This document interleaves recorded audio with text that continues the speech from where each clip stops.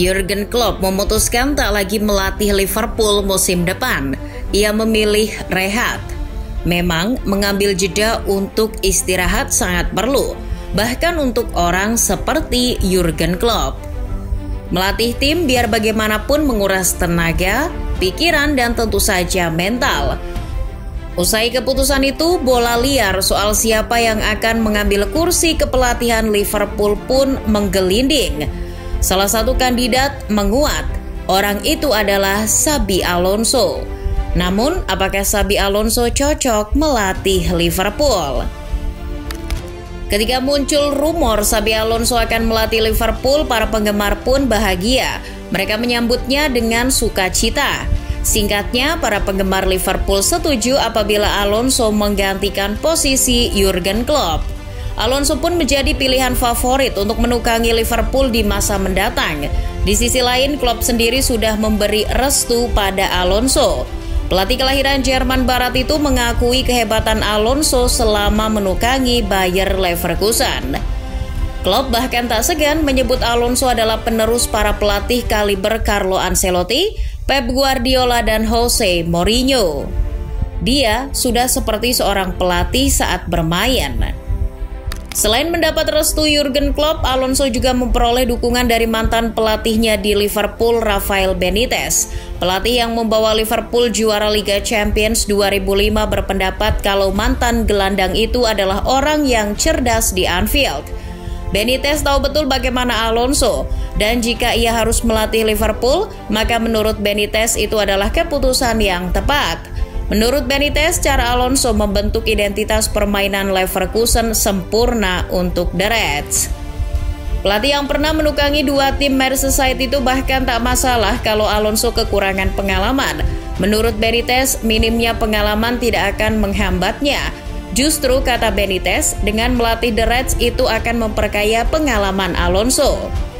Pertanyaan yang muncul kemudian adalah apakah gaya bermain Xabi Alonso cocok diterapkan di Liverpool? Jika masih seorang pemain dan berada di bawah asuhan Jurgen Klopp, Alonso sangat ideal. Lihat saja, Klopp sering bermain umpan-umpan diagonal dan Alonso orang yang lebih dari tepat untuk melakukan itu. Umpan-umpan jauh Alonso akan memanjakan para penyerang dan sayap Liverpool. Pemain seperti Mohamed Salah dan Darwin Núñez akan bertambah nyaman jika Alonso mengisi posisi gelandang. Tapi, menjadi manajer adalah hal yang berbeda. Sebagai manajer, Alonso punya gaya bermain yang berseberangan dengan Jurgen Klopp di Liverpool. Klopp sejauh ini adalah tipe manajer yang suka memainkan bola-bola panjang. Umpan-umpan diagonal biasanya dilepaskan pemain seperti Trent Alexander-Arnold maupun Virgil van Dijk, merupakan ciri khas permainan Liverpool. Sebaliknya, Alonso tidak bermain seperti itu di Bayer Leverkusen. Ia tidak percaya dengan umpan-umpan panjang. Alonso adalah pelatih yang menginginkan timnya bermain umpan-umpan pendek cepat yang terkadang membuat siapapun pusing melihatnya. Meski bermain umpan pendek, tapi Leverkusen asuhan Alonso bukan tim yang selalu menguasai bola, sebab mereka melakukan umpan pendek yang orientasinya menyerang, bukan menguasai bola. Lihatlah misalnya ketika Leverkusen mencukur Bayern Munchen 3-0. Di situ Leverkusen tidak menguasai bola. Sedikit pelatih yang bermain seperti itu. Di Liga Inggris hanya Roberto De Zerbi yang permainannya mirip dengan Xabi Alonso. Selama melatih Bayer Leverkusen, Alonso juga tidak memfokuskan serangan di sektor sayap melainkan tengah. Untuk itu Alonso sering menggunakan gelandang. Para pemain tengah Leverkusen pun lebih aktif memainkan umpan-umpan pendek. Dua aktor penting yang memainkan peran itu adalah Granit Xhaka dan Florian Wirtz. Nah, Liverpool di tangan Klopp tidak demikian. Pelatih kelahiran Stuttgart itu mengedepankan kelebaran. Jadi, arah serangan Liverpool acap kali berasal dari sayap. Biasanya Klopp mengandalkan pemain seperti TAA, Van Dijk maupun Ibrahima Konate untuk melepas umpan diagonal ke depan, mengincar para pelari di kedua sayap. Umpan itulah yang akan dimanfaatkan oleh Mohamed Salah atau pemain sayap lain seperti Luis Diaz. Dua sayap Liverpool akan berlari menciptakan kreativitas di lini depan. Jika Alonso melatih Liverpool, Salah kemungkinan besar tidak akan menempati posisinya yang sekarang. Alih-alih menyisir sayap, Salah bisa jadi akan lebih sering diminta Alonso untuk menyerang dari tengah atau setidaknya di sektor half space. Selain itu, Alonso tidak memainkan ball-playing goalkeeper selama melatih Leverkusen. Lukas Hradecky hanya mengemban tugasnya sebagai penghalau tembakan dalam formasi 3 bek yang digunakan Alonso, bukan pendistribusi bola. Buktinya, persentase penyelamatan Hradecky tertinggi di Bundesliga musim ini, yaitu 80,3%. Total, Hradecky melakukan setidaknya 61 penyelamatan dari 21 laga yang dimainkan di Bundesliga. Tentu saja ini akan berdampak pada Alisson jika Alonso melatih Liverpool. Di tangan Klopp, Alisson sering keluar dari sarangnya. Ia kerap membantu serangan dengan memposisikan diri sebagai back keeper. Kemampuan umpannya membantu Jurgen Klopp. Nah, dalam sistem 3 backnya Xabi Alonso, peran itu dikurangi. Alisson akan lebih sering mendekam di kotak penalti. Tugasnya cuma menghalau bola, titik. Pemain seperti Trent Alexander-Arnold juga akan mendapat dampaknya jika Xabi Alonso melatih Liverpool. Hanya saja tidak seberdampak Alisson. Beberapa tahun Arnold telah menjadi bek kanan terbaik di dunia, namun belakangan ini ia tak lagi menjadi bek kanan. Klopp menaruhnya sebagai gelandang. Hal itu karena Arnold punya kemampuan umpan jauh yang bermutu. Sejauh ini perubahan posisi itu berimbas positif pada Liverpool. Nah, seumpama Alonso melatih Liverpool, Arnold malah mungkin dipatenkan sebagai gelandang. Hanya saja karena Alonso tak suka bola-bola atas, Arnold bisa jadi akan dimintanya untuk lebih sering melakukan umpan pendek atau umpan terobosan mendatar.